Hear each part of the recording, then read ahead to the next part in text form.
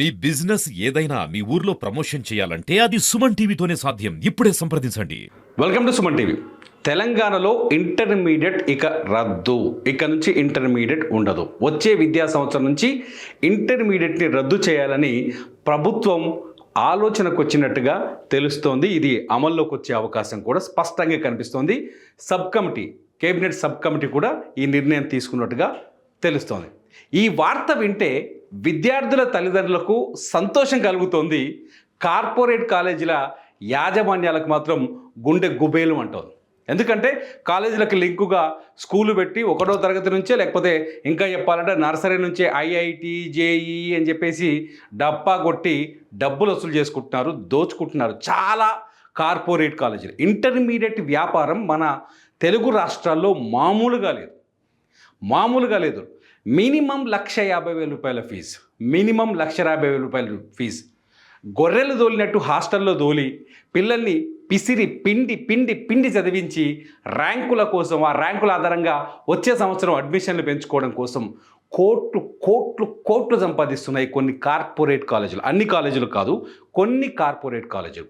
ఇప్పుడు ఆ కార్పొరేట్ కాలేజీలన్నిటికీ చావు దెబ్బలా కనిపిస్తుంది ఇంటర్మీడియట్ బోర్డు రద్దు ప్రకటన. ఒకవేళ తెలంగాణ ప్రభుత్వం ఈ ప్రకటన ఇలాగే ముందుకు తీసుకుపోతున్న నమ్మకం అయితే విద్యార్థుల తల్లిదండ్రుల్లో కనిపిస్తుంది. కానీ ఈ ప్రకటన వెళ్తే తెలుగు రాష్ట్రాల నుంచి, తెలంగాణ నుంచి చాలా ఇంటర్మీడియట్ కార్పొరేట్ కాలేజీలు దుకాణం మూసుకోవాల్సిన పరిస్థితి అయితే స్పష్టంగా కనిపిస్తుంది. ఇప్పటికే ఇంటర్మీడియట్ని రద్దు చేయాలంటూ ఇప్పటికే కేంద్రం అన్ని రాష్ట్రాలపైన ఒత్తిడి చేస్తుంది. తెలంగాణతో పాటు 7 రాష్ట్రాల్లో మాత్రమే ఇంటర్మీడియట్ కొనసాగుతుంది.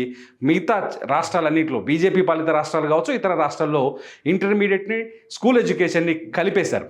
ఇంటర్మీడియట్ రద్దు చేయడం వల్ల పిల్లలకు కలిగే ప్రయోజనం, ముఖ్యంగా ప్రభుత్వానికి ఆర్థిక భారం తగ్గుతుంది, పిల్లలకి కొంత స్వతంత్రం పెరుగుతుంది, స్ట్రెస్ తగ్గుతుంది.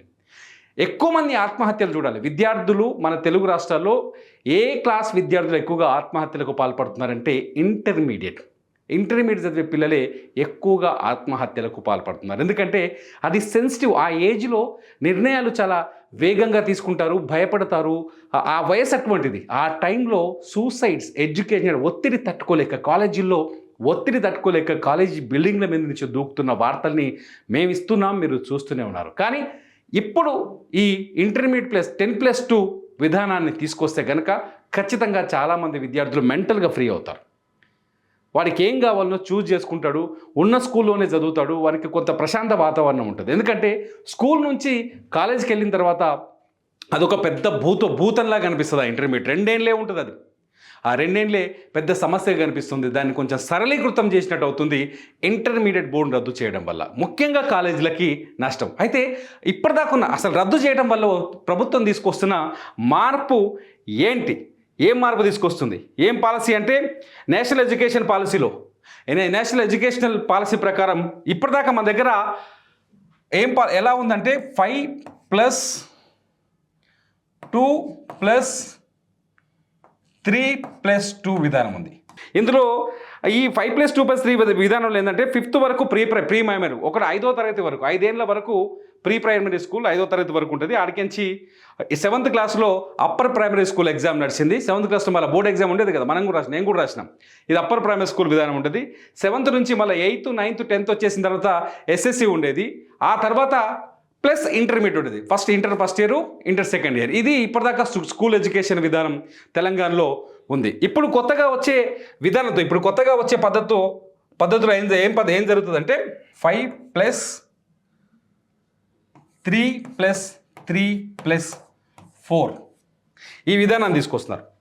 ఇప్పుడు తీసుకొచ్చేది ఏంటంటే ఈ స్కూల్ ఎడ్యుకేషన్ సిస్టమ్ ఈసారి ఈ పాలసీ ఎట్లా ఉంటుందంటే 5+3+3+4. ఈ 5+3+లో చాలా ప్రయోజనాలు ఉన్నాయి. ఇప్పటిదాకా మన పిల్లల్ని ఈ స్కూల్లో జాయిన్ చేయడానికి చాలా ఉండేది. చిన్నపిల్లల్ని తీసుకుపోయి స్కూల్లో జాయిన్ చేయడం. అయితే ఈ 5 ఇయర్స్లో మొదటి 5 అంటే మీకు అర్థమవుతుంది ఆల్రెడీ 5 ఇయర్స్. మొదటి 5 ఇయర్స్లో ఏమేమి చెప్తారంటే అంగన్వాడీ ఉంటుంది, 3 ఏళ్ళు ప్రీ స్కూల్ ఉంటుంది. అంగన్వాడీ అంటే పిల్లలకి నాణ్యమైన ఫుడ్ని కూడా అంగన్వాడీ కూడా ఇందులో తీసుకొస్తున్నారు. అంగన్వాడీ ఉంటుంది, ప్రీ స్కూల్ ఉంటుంది. అంటే 1వ తరగతికి ముందు ఎల్కేజీ, యూకేజీ ఉన్నాయి కదా, ఇవన్నీ. అంటే ఎల్కేజీకి ముందు నర్సరీ, ఎల్కేజీ, యూకేజీ, ఇలా ప్రీ స్కూల్ ఒక 3 ఏళ్ళు ఉంటుంది. ఫస్ట్ క్లాస్ ఉంటుంది, సెకండ్ క్లాస్ ఉంటుంది. ఈ 5 ఏళ్ళలో ఏముంటుంది? అంగన్వాడీ ఉంటుంది, ప్రీ స్కూల్ ఒక 3 ఏళ్ళు ఉంటుంది, ప్లస్ 1వ తరగతి 2వ తరగతి ఉంటుంది. ఈ 3 కలిపితే ఈ మొదటి 5 ఇయర్స్ అవుతుంది. ఈ 3 కలిపితే మొదటి 5 ఇయర్స్ అవుతుంది. దీంతో 5+3+లో సెకండ్ ఇయర్కి వచ్చేసరికి ఏం జరుగుతుంది అంటే మళ్ళీ ఈ మొదటి 5 ఇయర్స్ అయిపోయిన తర్వాత 3 ఏళ్లలో 3వ తరగతి 4వ తరగతి 5వ తరగతి ఈ 3 కలిపి నెక్స్ట్ 3 ఇయర్స్ అవుతుంది. 5లో చూసాం మనం మొదటి 5 ఇయర్స్, తర్వాత నెక్స్ట్ 3 ఇయర్స్, ఆ తర్వాత మళ్ళీ 3 ఇయర్స్ వస్తుంది. ఈ 3 ఇయర్స్లో ఈ తర్వాత నెక్స్ట్ 3 ఇయర్స్లో 6, 7, 8 8th క్లాస్ వరకు ఈ 3 క్లాసుల్ని నెక్స్ట్ 3 ఇయర్స్ కింద వస్తారు. ఈ మూడింటిని అప్పర్ ప్రైమరీ స్కూల్ కింద తీసుకొస్తారు. ఆ తర్వాత వచ్చే 4లో ఏమో వస్తుందంటే 9th, 10th, 11th, 12th. అర్థమైందా? ఫస్ట్ 5 ఇయర్స్లో అంగన్వాడీ, ప్రీ ప్రైమరీ స్కూలు, అంటే అంగన్వాడీలో 1 ఇయర్, ప్రీ ప్రైమరీ స్కూల్ ఒక 3 ఏళ్ళు, 1వ తరగతి 2వ తరగతి మొదటి 5 ఇయర్స్లో మొత్తం 4 భాగాలుగా విడగొట్టారు స్కూల్ ఎడ్యుకేషన్ సిస్టమ్ని. మొదటి 5 ఇయర్స్లో అంగన్వాడీ, ప్రీ ప్రైమరీ స్కూలు, 1వ తరగతి 2వ తరగతి ఈ మొత్తం కలిపి మొదటి 5 ఏళ్లలో పూర్తి చేస్తారు. ఆ తర్వాత 3 ఏళ్లలో నెక్స్ట్ 3 ఏళ్లలో ఏం చేస్తారంటే 3, 4, 5వ తరగతి ప్రీ ప్రైమరీ స్కూల్ కిందకి తీసుకొస్తారు. ఆ తర్వాత ఆ ప్రీ ప్రైమరీ స్కూల్ తర్వాత మళ్ళీ 3 ఏళ్ళు వస్తుందంటే 6వ తరగతి, 7వ తరగతి, 8వ తరగతి, 6, 7, 8వ తరగతి. ఆ తర్వాత మళ్ళా సెకండరీ ఎడ్యుకేషన్ అయిపోతే అక్కడ ఆ తర్వాత అప్పర్ ప్రైమరీ అయిపోతుంది. అక్కడికి అప్పర్ ప్రైమరీ అయిపోయిన తర్వాత సెకండరీ ఎడ్యుకేషన్కి మళ్ళీ 4 ఏళ్ళు తీసుకొస్తారు. అది 9th, 10th, 11th, 12th. ఒక పిల్లగాడు ఒక గవర్నమెంట్ స్కూల్లో జాయిన్ అయిందంటే మన పిల్లలు ఇక్కడ నుంచి ఒక గవర్నమెంట్ స్కూల్లో జాయిన్ అయిందంటే ఆడ ఫర్ ఎగ్జాంపుల్ అనుకోండి నర్సరీలో జాయిన్ అయింది అనుకోండి. నర్సరీలో జాయిన్ అయితే నర్సరీ నుంచి ఇంటర్ అంటే 10+12 వరకు +12 ఇంటర్ అన్నారు ఇక్కడిగా +12 వరకు ఇక్కడ వరకు ఒకటే స్కూల్లో చదువుకోవచ్చు.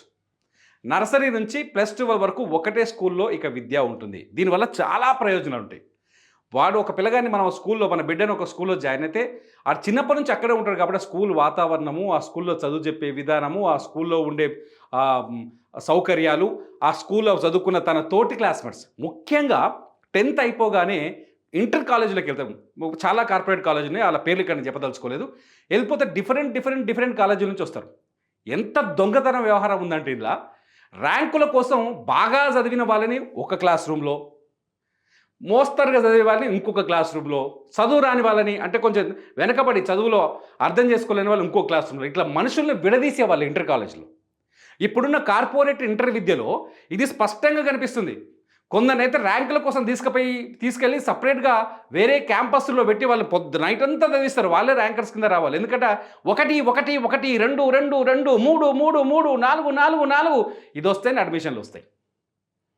టీవీలో యాడ్స్ వస్తే అడ్మిషన్స్ వస్తాయి కాబట్టి రుద్దే వాళ్ళు డిఫరెంట్ ప్లేసెస్ నుంచి, ఆంధ్రప్రదేశ్ నుంచి కావచ్చు, తెలంగాణ నుంచి కావచ్చు, కర్ణాటక నుంచి కావచ్చు, ఇంటర్మీడియట్కి వచ్చేసరికి డిఫరెంట్ ప్లేసెస్ నుంచి వస్తుంది. ఇక్కడ పోయిన వాడు ఆ సిస్టమ్ని అర్థం చేసుకొని అందులో అడ్జస్ట్ అయ్యి చదివేసరికి గాయపోయేది. ఇప్పుడు ఏం జరుగుతుందంటే ఈ 5+3+3లో 5+3+3+4లో ఏం జరుగుతుందంటే 1వ తరగతి నుంచి ఇంటర్ +2 వరకు అదే స్కూల్లో ఉంటాడు, అదే వాతావరణంలో చదువుకుంటాడు. కాబట్టి చదువు మీద కాన్సన్ట్రేషన్ పెరుగుతుంది, భయం ఉండదు, ఆందోళన ఉండదు. ఏదైనా సమస్య వస్తే స్నేహితులతోనో టీచర్లతోనో ఈజీగా చెప్పుకుంటారు.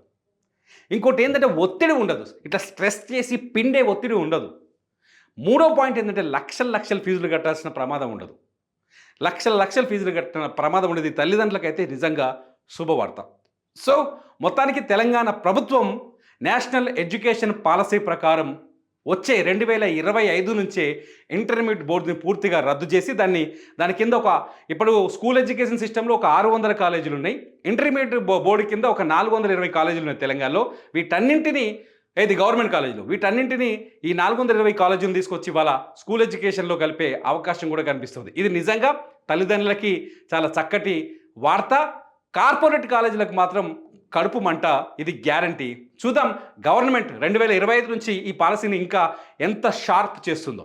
చూస్తూనే ఉండండి సుమన్ టీవీ. ఈ పాలసీ పైన మీ కామెంట్స్ కంపల్సరీ రాయండి. మీ కామెంట్స్ పైన నేను మరో వీడియో చేస్తాను.